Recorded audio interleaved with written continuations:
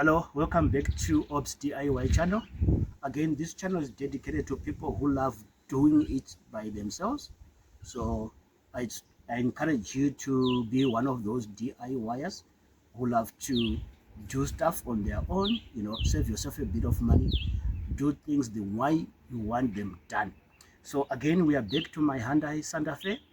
How to see on the previous video, we were showing you how to replace damaged rear view indicators or repeaters, and in today's video on the same car we have a common thing that happens on with some older vehicles. You see there's a bit of water in my tail light on the right hand side, or on the left hand side. There's some water on the tail light that builds up every time you wash the car, or there's some rain, and then this water builds up. Eventually it will mess up your electrics inside. So in today's video, I'm going to show you how to remove the tail light, seal the tail light so that there's no water ingress. And for this, you need very simple tools. In this case, I've got a T10 spanner, or so, yeah, it's a spanner socket. It's a socket, T10 socket, extension socket. I've got a flat screwdriver and some silicone sealer. That's all you need, and the rest is quite straightforward. So inside the car, first things first, you need to open this panel. I've already prepared it. You open this panel, push it back, and then there is a light connection. There's an electrical connection. You don't need to worry about this. Then you need to undo 3 size 10. I've taken them out. Size 3, size 10 nuts. These 3 that hold the tail light. So you need to undo these 3 and bolt them and remove them completely. Don't lose them. And once you've done so, you'll be able to go to the tail light and pull it out of the car. So those 3 screws, size 10 nuts, hold the tail light, but there's also a clip that clips onto the body over here that you need to be careful when you're pulling out so that you don't damage anything. So here's the procedure to pull it out. Make sure you wiggle it out lightly until you get everything out. And once you've got everything out,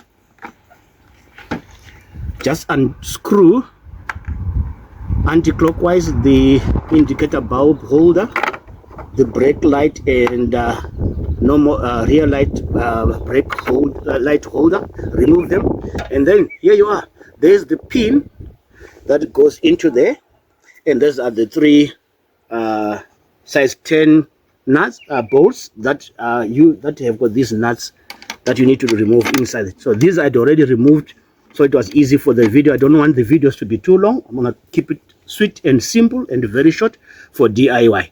So I'm gonna spray. Here's some of the water that's coming out from the light bulb. I drained a bit, so you can see the last few droplets. This is the water that gets trapped inside the light. So once all the water is out, once the water is all out, I'm going to clean the light, put it back together, put some silicone sealant, and that should sort us out. I'm going to be blowing out the excess water that has been accumulating in the light. So I'm just going to use a blower.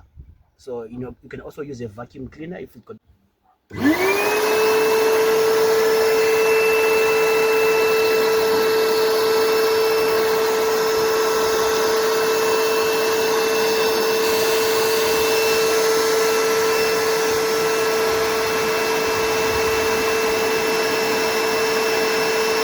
A bit of silicone sealer.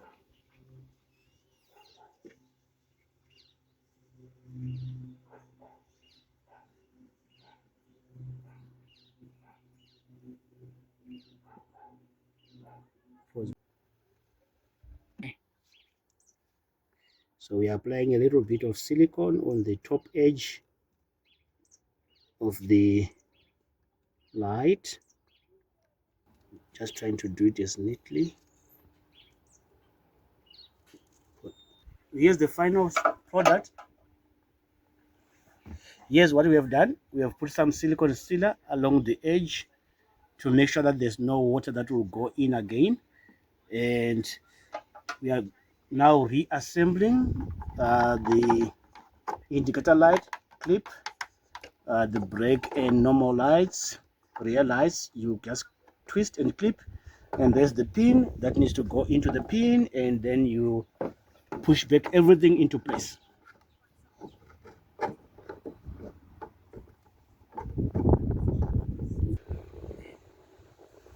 Okay.